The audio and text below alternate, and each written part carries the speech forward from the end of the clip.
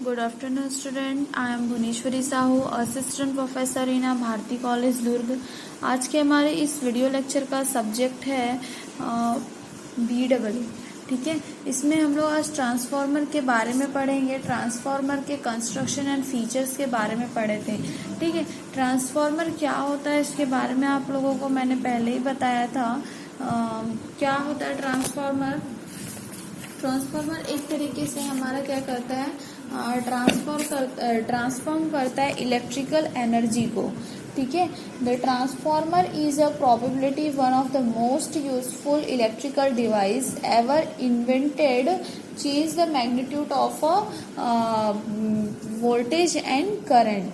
ठीक है, and current from value to another. ठीक, the useful proper of transformer mainly responsible होता है for wide spread use alternating currents rather that direct current and electric power जैसे generate होता है। Generate करने के बाद हम क्या करते हैं, उसे ट्रांसमिट करते हैं। ट्रांसमिट के बाद क्या होता है, डिस्ट्रीब्यूट होता है अल्टरनेटिंग करंट्स में। ठीक है, और ट्रांसफार्मर का काम क्या होता है कि वो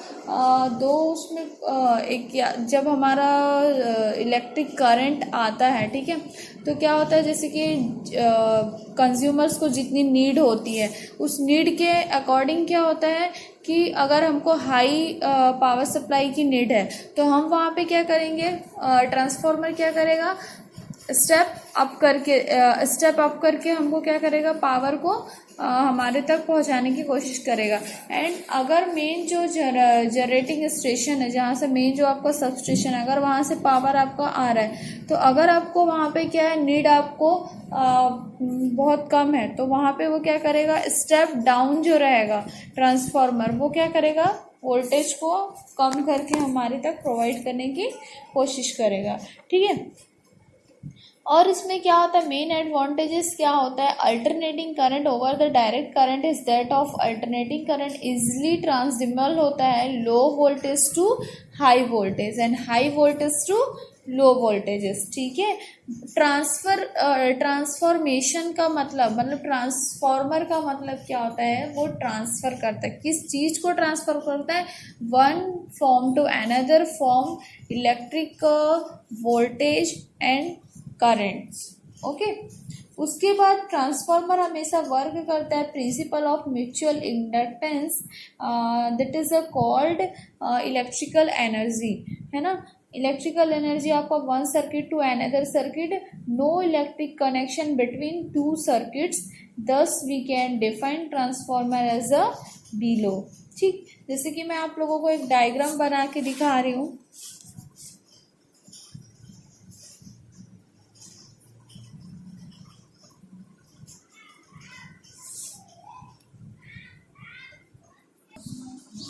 ठीक है, सबसे पहले हम छोटा सा इसका डेफिनेशन लिखेंगे, क्या होता है ट्रांसफार्मर।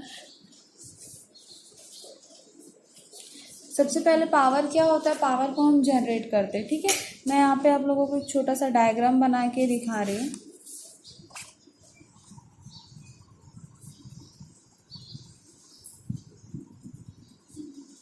ये मेरा जनरेटिंग स्टेशन है 11 kV।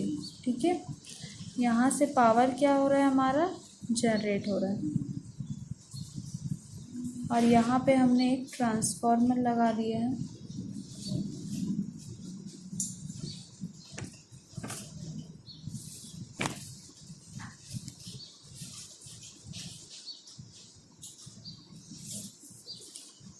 फोर 40 kV में।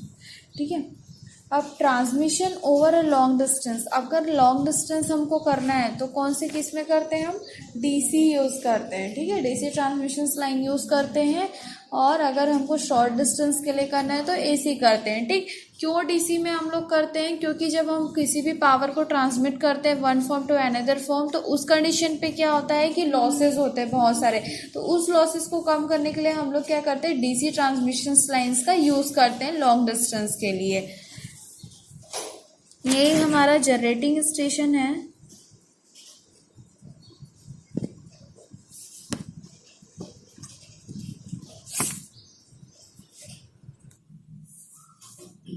ठीक है, ये क्या है, जनरेट कर रहा है यहाँ से।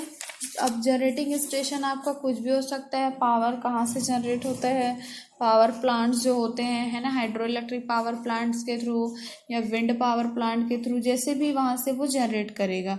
उसके बाद यहाँ पे आपका आएगा ट्रांसमिशन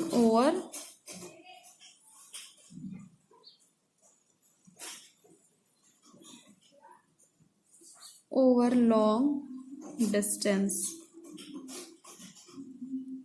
ठीक है, यहाँ पे एक और ट्रांसफार्मर हमने फीड किया है।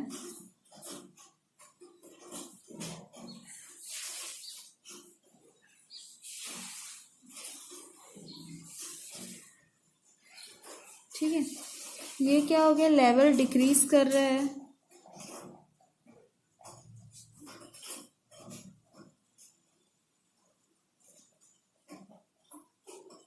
For distribution.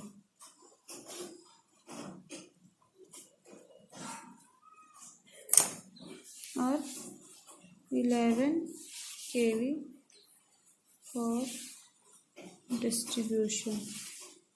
ठीक है, और ये मेरा क्या हो गया, ट्रांसफार्मर। तो अगर इसमें अगर आपको कुछ पॉइंट्स अगर बताना है तो क्या लिखेंगे यहाँ पे कि मेन एडवांटेजेस क्या है, वो तो मैंने बता दिया। ठीक है, अब देखो हमारा जो कंस्ट्रक्शन एंड फीचर होता है,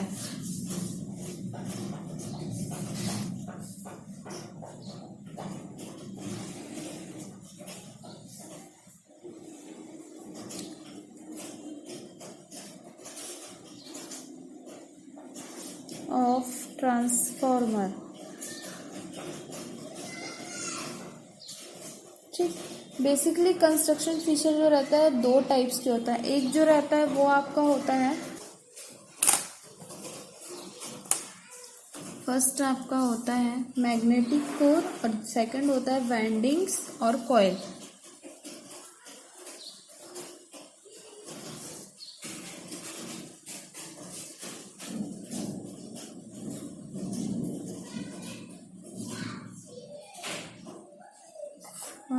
कॉइल। ठीक है, फर्स्ट जो रहता है मैग्नेटिक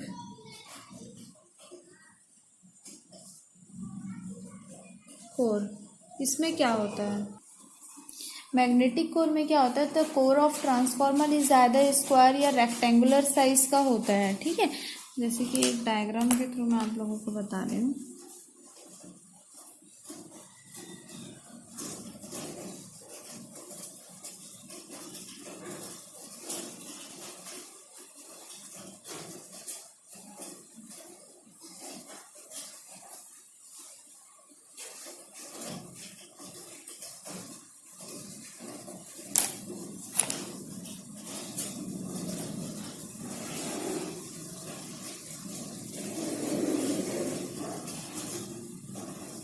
ठीक है, ये जो हमारा होगा वो क्या होगा, योग। इसको हमने नाम दिया है योग, और ये जो होगा इसको हम क्या बोलेंगे, लीम। ठीक है, फिगर किस चीज का है, नीचे लिखते हैं, मैं ऊपर लिख दे रही हूँ, कंस्ट्रक्शन ऑफ मैग्नेटिक कोर। ठीक है, तो फर्स्ट पॉइंट क्या होगा इसमें, the core of a transformer is either square और रेक्टेंगुलर साइज। ठीक है, कोर ऑफ ट्रांसफार्मर जो होता है उसका ट्रांसफार्मर जो रहता है वो कैसा होता है, स्क्वायर है, और क्या है ये रेक्टेंगुलर साइज का होता है। डिवाइड होता है ये दो पार्ट्स में। फर्स्ट जो रहेगा वो क्या होगा, आपका वर्टिकल पोर्शन होगा, on which coil are wound is called limb, है ना, while the top and bottom horizontal portion is called yoke of the core. This is a part of a shown in a figure, yoke and core. ठीक है, core is a made of lamination, up of laminated होगा, है ना, because laminated type of construction eddy current losses get minimized, है ना। Generally वो क्या होगा यहाँ पे, high grade silicon steel lamination 0.3 से उसकी जो थिकनेस होगी, इसकी जो थिकनेस होगी वो कितनी होगी, 0.3 टू 0.5 mm थिक हम यूज करते हैं। And this are lamination are insulated from each other using insulation like varnish, okay. And all laminations varnish जो होगा उसमें क्या होगा, ओवरलैप्ड होगा, so that the avoid for air gap at the joint. ये जो रहेगा यहाँ पे क्या है, गैप में जॉइंट्स है ना, जनरली एल शेप या तो टी शेप का होगा। ये ऐसा है मतलब ये टी शेप हो रहा है, और ये ऐसा बन रहा है योग मतलब मेरा एल शेप में हो रहा है। सेकंड चीज आपका क्या होता है, आपका होता है सेकंड वाइंडिंग, वाइंडिंग और कॉइल, ठीक है। वाइंडिंग और कॉइल जो होगा, वाइंडिंग जो रहता है are made of a solid और स्टैंडर्ड कॉपर या एल्युमिनियम स्ट्रैप कंडक्टर होता है, ठीक है। तो इसमें आप लोग लिख सकते हैं winding are made of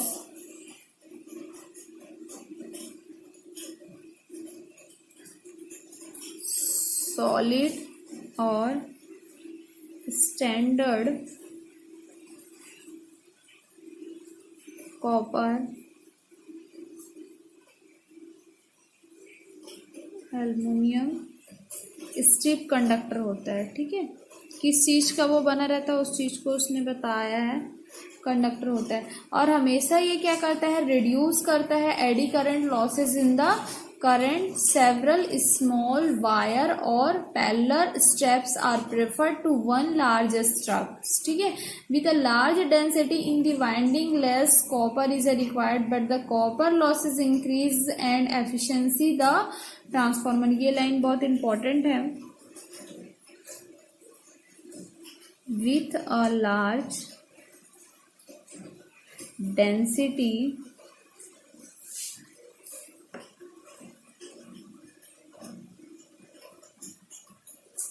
in the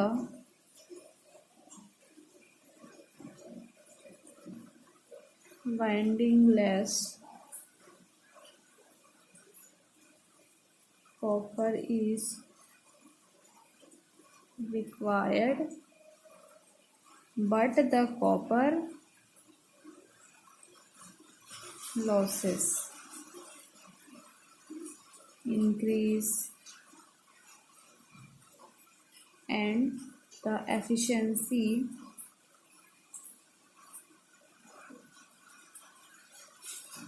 of the transformer decrease।